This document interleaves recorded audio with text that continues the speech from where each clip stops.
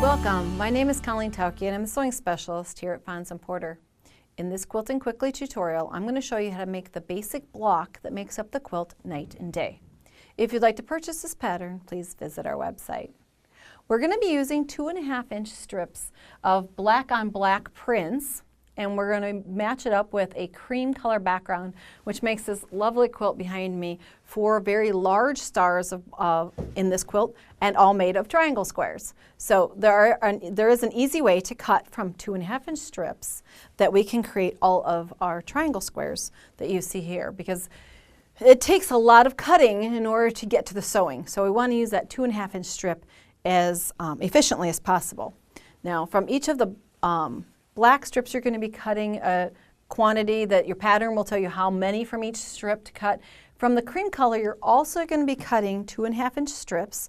My demonstration for cutting is going to be on the cream, so you can see a little bit better what I'm doing with the ruler, just for contrast. So they're cut in the exact same manner.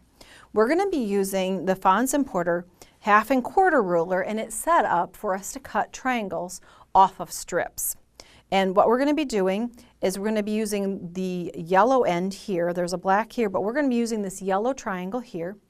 And it is then easily placed.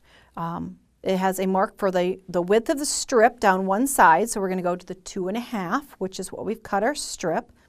A yellow line will then follow along one side of the strip. This little yellow triangle will hang off the top if it's properly placed. So you want to make sure that you do slide that along so that that extends off of the strip. It's kind of creating an engineered corner, and it will be to our advantage here in a minute. So we're going to be cutting along one side. Now I'm cutting down through 2 layers at once so that I can cut two triangles at the same time.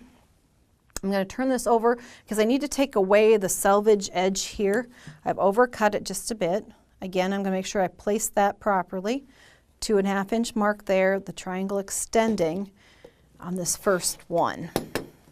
So there's my waist, and I've got my first few light triangles. Now I don't need to reposition the strip. I can just go back and forth with the ruler and position, again, the 2.5-inch strip, the triangle extending, cut again, and then just rotate the ruler back and forth so that I can go all the way down the strip and cut the required number of pieces that I need for this quilt top. And like I said, in the same manner you would do it on the black, on each of the black strips, but if I put the ruler on the black, you can't see the lines. So here, they'll show up for you because they're highlighted in yellow. It's just the video would not be able to pick it up. So we've got a variety of the cream color triangles. I also have some already pre-cut of the black. And what we're going to do is then, this is very traditional kind of piecing. We're going to be matching up a black triangle with one of the cream color. Now, since this is a cream color, if you're going to use a pattern cream, it's great because you'll be able to tell the right from the wrong. And this one, I do have to kind of back and forth to make sure I have the right side of the fabric up. I'm going to put right sides together, and you can see how that triangles match up. Sometimes they don't. Sometimes you get a tip off the end, but you can position the long edge here, and then we're going to take it over to the sewing machine and use a 1/4-inch seam to join our pieces together. And what you could do is sit down with a stack of cream and a stack of black and then chain piece and put one after the other through your machine. So you can piece a lot of these very quickly. Using the 1/2 and 1/4 ruler and string chain piecing will pick up the pace of creating these block pieces or subunits really quickly. Okay, let me grab a scissors here. I'm using a spider as an end so that we don't have ragged edges at the beginning. Trim our threads, and you'll see we created that triangle square quite quickly. Now what I want to do then is take it to the ironing board. If you've done string piecing or you've chain pieced a bunch of these together, now you can sit and iron down through the stack, creating a whole collection of the triangle squares. Making sure you open them all the way to the seam line and get a good press on those.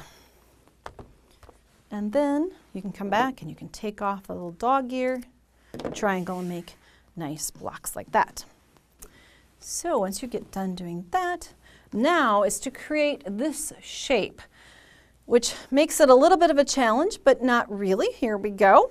We'll have some extra pieces that we're going to be incorporating. So following your diagram, and I'm going to use this as if it were my diagram, I'm going to just then place my squares into rows. And you can see there's 1, 2, 3 across the bottom, but I need a fourth piece to create this triangle here. So a fourth one is going to get slid in.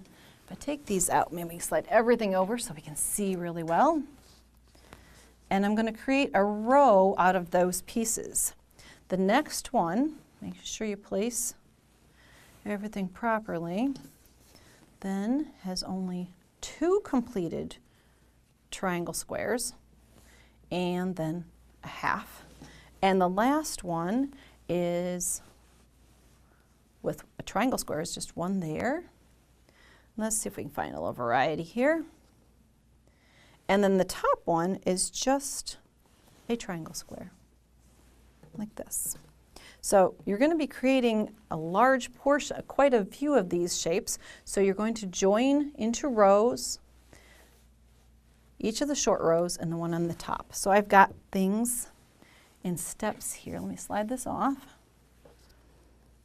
So here we go. I have pieces already joined together and pressed.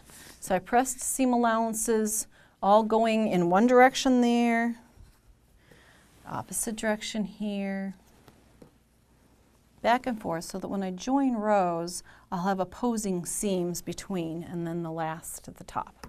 So then just join rows like you do kind of in a 9-patch and put the last one at the very top, and you've got that triangle shape created. And I have one completed. So let's bring that one in, just like that. We'll take these out. Now that's only half of the block. We need the light side.